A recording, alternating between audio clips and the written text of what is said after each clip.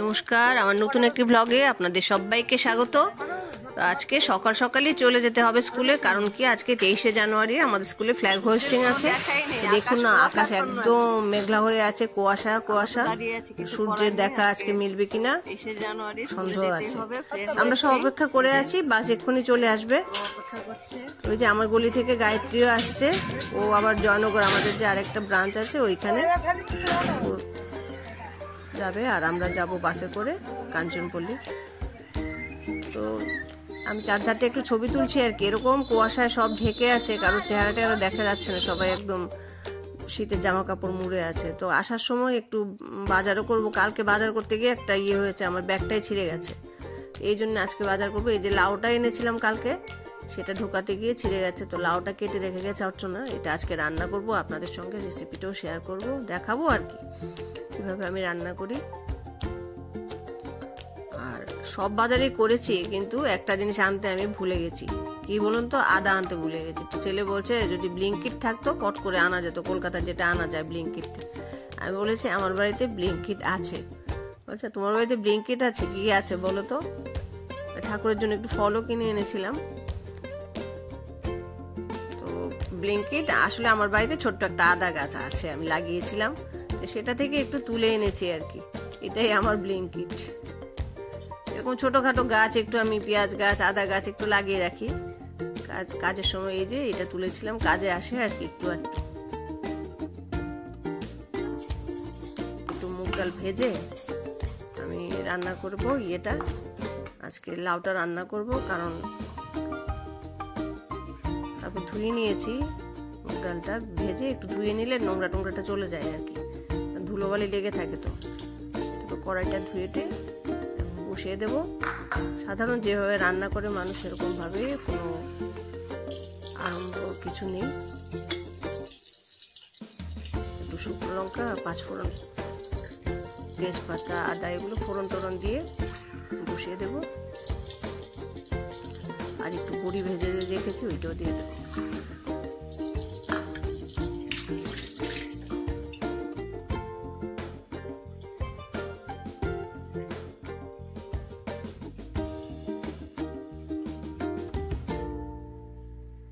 মুগ ডালটা ধুয়ে নিয়েছি, আর একটু বড়ি ভেজে রেখেছি, একটু আদা কুচি, তেজপাতা দিয়ে দিয়েছি, সম্বার দিয়ে এখন বসিয়ে দেব। বারবার করবো না, একবারই সব করে দিয়ে দেখি আজকে লাউটা রান্না করে। টেস্ট মনে হয় একই হয়, শুধু শুধু সময় নষ্ট করে লাভ নেই, একবারই করে ফেলবো। অনেকটা জল উঠে গেছে, এগুলি কমাতে হবে।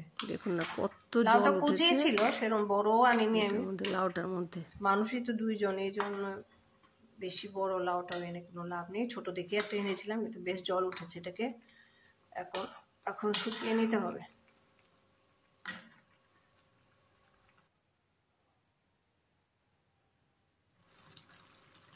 আধরাতে যদি ঘুম ভেঙে যায়, মনে পড়ে মোরে প্রিয়, চাঁদ হয়ে রব আকাশের গায়, বাতায়ন খুলে দিও। আধরাতে যদি ঘুম ভেঙে যায়, মনে পড়ে মোরে প্রিয়, চাঁদ হয়ে রব। আজকে সারাদিন আর রোদ উঠবে না যা মনে হচ্ছে, চারিদিকে অন্ধকার অন্ধকার হয়ে আছে। এরকম দিন একদম ভালো লাগে না, মন খারাপ লাগে। রান্না করতে করতে গান করলে না, রান্না করার যে পরিশ্রম হচ্ছে বা কিছু হচ্ছে এটা বোঝা যায় না আর কি। আমি তো করি, অনেকেই হয়তো করেন। তো লাউটা একদম কচিই ছিল, কিন্তু খুব জল উঠেছে। আমি সবসময় নিরামিষ লাউই রান্না করি, কেন কি আমার ছেলেও মাছ খায় না, আর আমি তো খাই না, তো সুতরাং এটাই পছন্দ, ওরও পছন্দ। দেখি কিরকম হয়, চেষ্টা করি রোজ দিনই একটু ভালো করে করার। কোনো সময় হয়, কোনো সময় হয় না।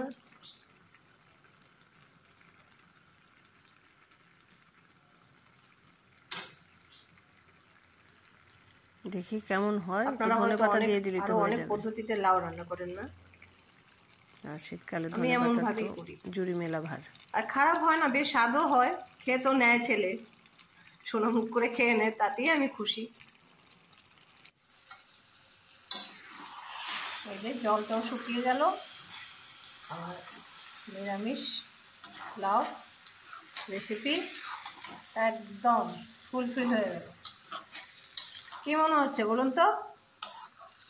হবে টেস্টি? খেয়ে পরে বলবো। একদম জলটা শুকিয়ে গেছে, আর দেখতেও খারাপ হয়নি, কি বলুন? আসলে কি শীতের দিনে না এরকম ধনে পাতা দিলে সবকিছুই টেস্টি হয়ে যায়। আমার তো খুব ভালো লাগে ধনে পাতা খেতে। আপনাদের লাগে ভালো?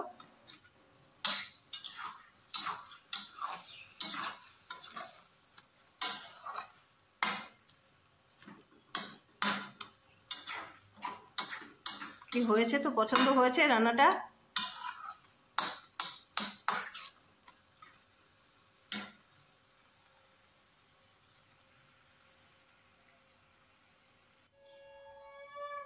এগুলিও কেটে রেখেছি, লাউয়ের খোসাগুলিও একটু কেটে নিয়েছি, কচি ছিল বলে। আর হঠাৎ মনে হলো যে সরস্বতী পুজো তো এসে গেছে, দেখি তো গাছে আমের বোল এসছে কিনা। ও মা দিয়ে উঠে দেখি একদম আমের বোল এসে গেছে।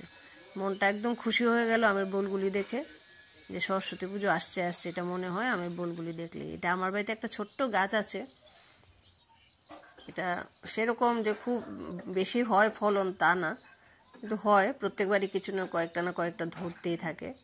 ওর বাবা সবসময় বলতো এটাই তোমার কল্পতরু, এই জন্য এটাকে যত্ন করে রেখে দিই আর কি। আর সারা বছর তো ওই যে আমের মুকুল পুজোর কাজে লাগে, প্রতিবেশীরাও নেয়। তা আপনারা ভালো থাকবেন।